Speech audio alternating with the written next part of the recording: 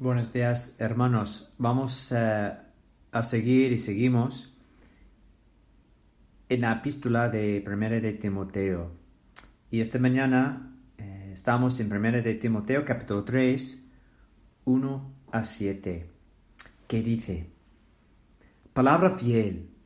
Si alguno anhela obispado, buena obra desea.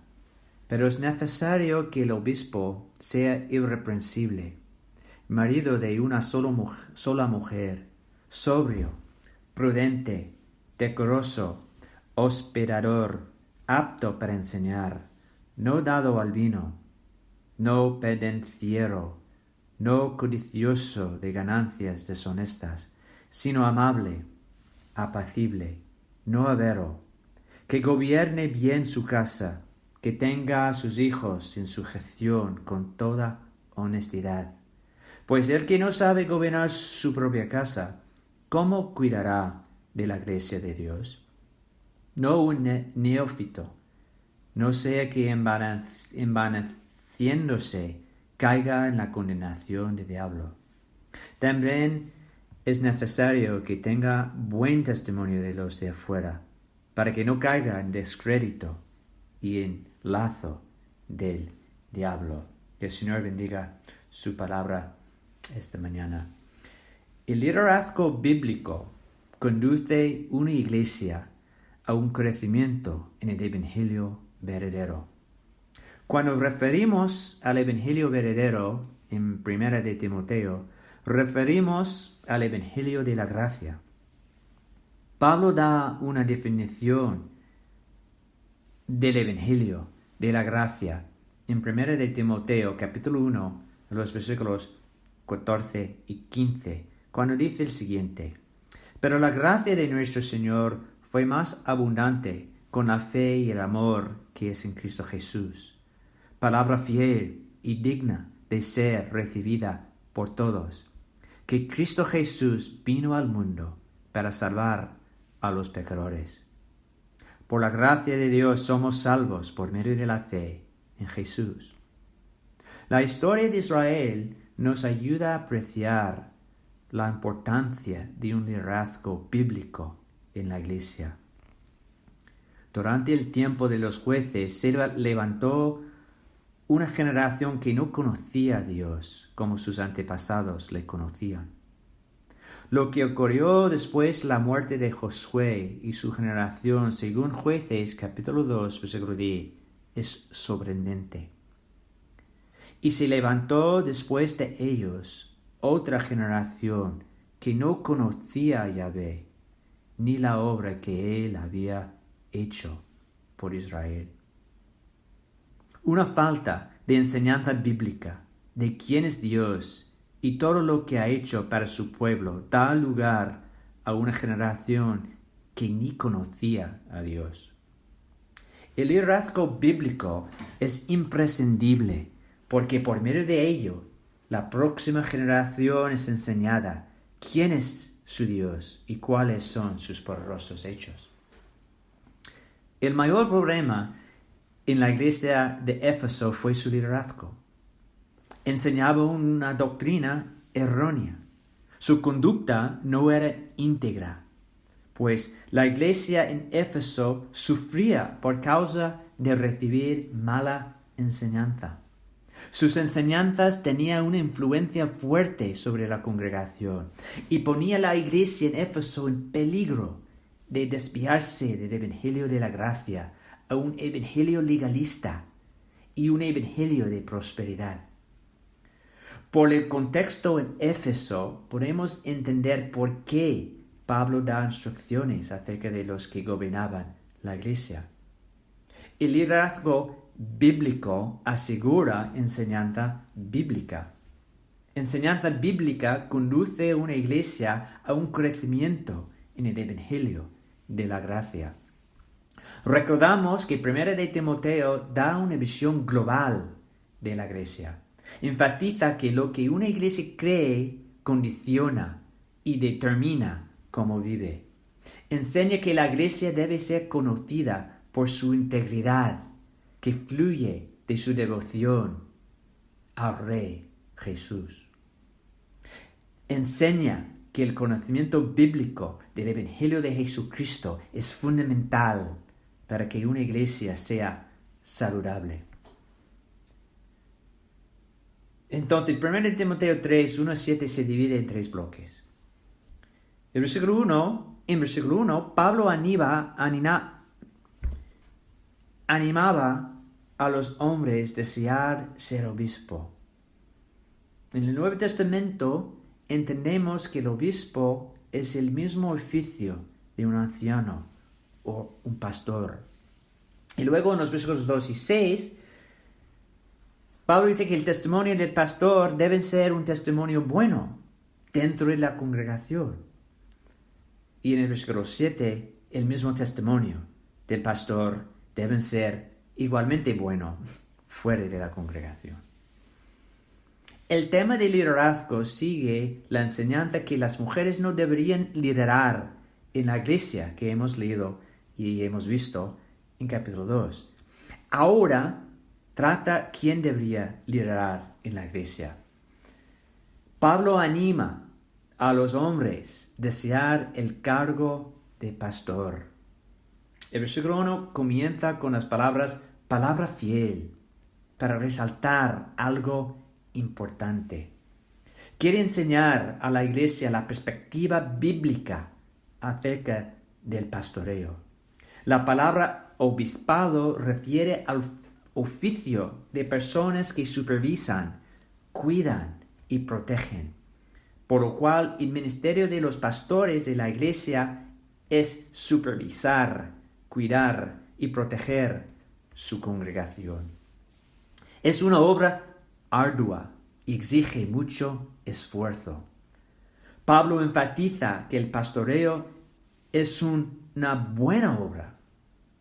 El ministerio de pastoreo es una obra noble porque cuida del rebaño de Dios. Según el contexto de 1 de Timoteo capítulo 3, la palabra alguno es una palabra masculina y solo puede referirse a un hombre. Por eso Pablo dice en el versículo 2 que es necesario que el obispo sea irreprensible, marido de una sola mujer. Luego el versículo 2 empieza con la palabra pero.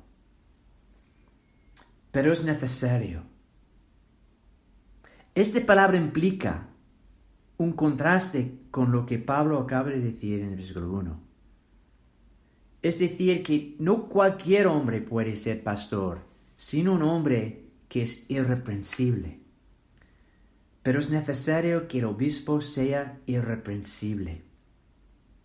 Realmente, el requisito único o la cualidad única es que el hombre que anhela el pastoreo debe ser irreprochable. Los siguientes versículos dan el contenido de la palabra irreprensible. Debe ser marido de una sola mujer. Sobrio. Debe ser un hombre que puede pensar con claridad, prudente, que tiene dominio propio, decoroso, que es un ejemplo, que es apto para enseñar. Entonces, es necesario que la conducta del pastor sea íntegra. No se puede encontrar ningún motivo para reprenderle. Pero esto no quiere decir que tiene que ser sin pecado, sino que da un buen testimonio, tanto dentro como fuera de la congregación. Recordamos lo que hemos estudiado en 1 de Corintios capítulo 4, versículo 2, cuando Pablo está hablando acerca de los hombres, servidores de Cristo y ministradores de los misterios de Dios. Dice en versículo 2, ahora bien, se requiere de los administradores que cada uno sea hallado fiel. Los hombres que anhelan el pastoreo deben ser hombres fieles. Y luego en versículos 2 y 7 vemos el testimonio del pastor. El testimonio del pastor debería ser como Pablo describe en los versículos 2 y 7. La lista no es exhaustiva. Más bien Pablo destacaba ciertas cualidades a la luz del contexto de la iglesia en Éfeso. Habían infiltrado falsos maestros que eran el contrario de la descripción que Pablo da en los versículos 2 y 7. Por ejemplo, en 1 de Timoteo capítulo 6, en los versículos 3 a 5, Pablo da un cuadro de esos hombres que se levantaron en Éfeso, esos hombres que eran falsos maestros. Cuando dice, si alguno enseña otra cosa y no se conforma a las sanas palabras de nuestro Señor Jesucristo y a la doctrina que es conforme a la piedad, esta, envanecido, nada sabe y delira acerca de cuestiones y contiendas de palabras, de las cuales nacen envidias, pleitos, blasfemias, malas sospechas, disputas necias de hombres corruptos de entendimiento y privados de la verdad, que toman la piedad como fuente de ganancia. Esos hombres tampoco, según 1 de Timoteo capítulo 1, los versículos 6 y 7, eran aptos para enseñar. Pablo dice en esos versículos acerca de estos hombres, de las cuales cosas desviándose algunos se apartaron a vana palabrería, queriendo ser doctores de la ley, sin entender ni lo que hablan ni lo que afirman. Parece que la lista de cualidades que Pablo da en 1 de Timoteo capítulo 3, los versículos 1 y 7, sirven como una respuesta a la situación en Éfeso para guardar a la iglesia de error. Los ancianos hoy día también sirven para guardar a la iglesia de error y para encaminar a la iglesia en el Evangelio de la gracia. Por eso es necesario que los pastores sean hombres íntegros.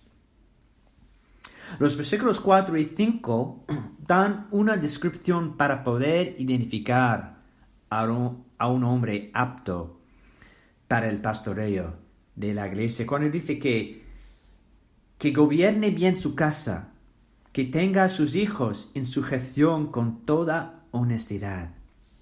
Pues el que no sabe gobernar su propia casa, ¿cómo cuidará de la iglesia de Dios? Vemos en primer lugar que la palabra gobernar, que vemos 2 veces en estos versículos, se define por la palabra cuidar en la segunda parte del versículo 5, en la pregunta, ¿cómo cuidará de la iglesia de Dios? Una de las muestras que un hombre es capaz de cuidar de la familia de la fe es que cuida bien de su propia casa. No puede ser autoritario, que insista o manipule a la congregación. Tiene que pastorear a los hermanos, cuidándolos con la misma tenora como si fuera su propia familia de sangre. Pedro, en 1 de Pedro 5, capítulo 5, en los versículos 2 y 3, complementa lo que Pablo está diciendo en 1 de Timoteo capítulo 3, cuando está hablando en versículo 1, dice, ruego a los ancianos que están entre vosotros. Versículo 2, apacentad la grey de Dios que está entre vosotros, cuidando de ella, no por fuerza, sino voluntariamente, no por ganancia deshonesta, sino con ánimo pronto, no como teniendo señorío sobre los que están en vuestro cuidado, sino siendo ejemplos de la grey. Otra cualidad que menciona Pablo en el versículo 4 se ve por la frase con toda honestidad. Se refiere a cómo se cría a sus hijos. ¿Cómo lleva la educación de sus hijos? ¿Lo hace de manera digna o no? La palabra honestidad se refiere a la manera que gobierna a sus hijos. Por eso no quiere decir que los hijos son creyentes. La salvación no es obra del hombre, sino de Dios. Más bien significa que se cría a sus hijos con dignidad. La iglesia es como una familia de sangre. No todos tienen fe, no todos andan rectamente. El hombre apto sabe cómo gobernar bien a sus hijos, si son creyentes o no. Hombres aptos de ser ancianos son íntegros en su testimonio, tanto dentro como fuera de la congregación. Son hombres que pueden cuidar de la iglesia para el bien del progreso del evangelio en la iglesia. Entonces, ¿qué quiere decir a nosotros? 1 de Timoteo 3, 1 a 7.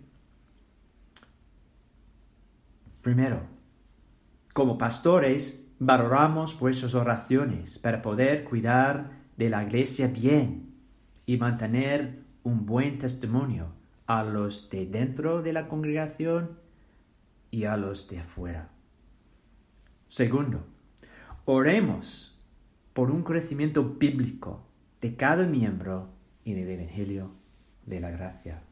Y tercero, que el Señor guarde a los pastores que tenemos y que provea más hombres aptos para ser ancianos, que pueden cuidar de su iglesia y ayudar a cada miembro a crecer en el Evangelio. Que el Señor bendiga su palabra. Amén.